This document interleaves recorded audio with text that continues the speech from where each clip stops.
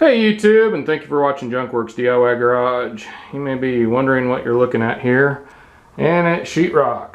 Putting up some sheetrock, and I had a lot of holes. There's plug-ins there. There's some water coming out there and there.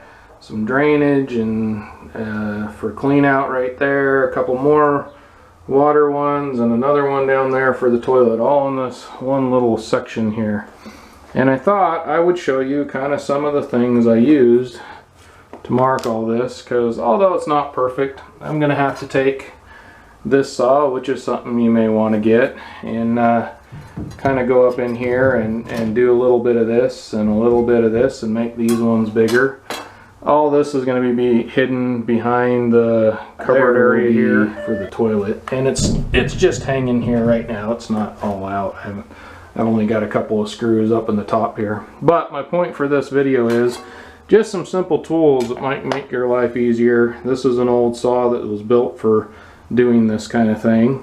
And then one of the things I found super handy, and I can't remember, I think they have them at Harbor Freight. I can't remember where I got this one from.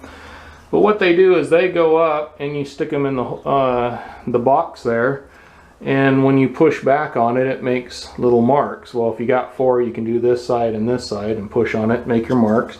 And as you can see, that works really, really good. I'm really, really happy with this tool, and they're only a couple bucks. At least they were when I did it. It's called the Handy Mark, and it just has little things that stick out and poke in, and then you cut to those little pokey things, and they work really well. The other thing I used was a Sharpie, and on the ends of each one of these, and that one there, as well as here and right in the center dot there, that's I marked right here and here, center dot, I marked with the black Sharpie and along the edges of these. And when you push back on it, it just leaves a mark. Pretty simple. And then use your paddle bit to, you know, cut out whatever. And also cheapy Harbor Freight saws for cutting out these.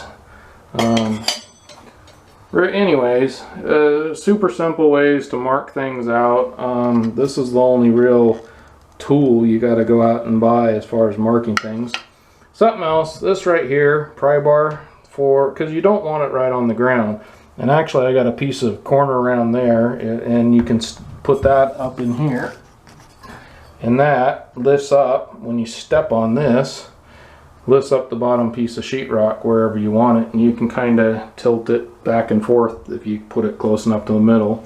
And then once you kind of get it where you want, put a screw in, then you can go over here and on each edge and kind of shimmy it to the where you want it at. But I know they make a tool for that, but this works really well.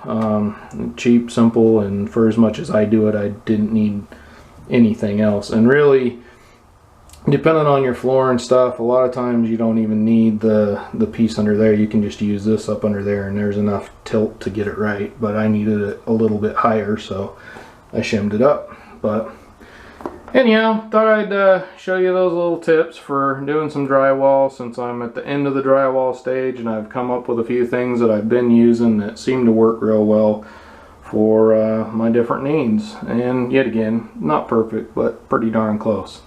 Alright, thanks for watching Junkworks DIY Garage, where I'm proud to say I'm a jack of all and master of none. You all have a good one.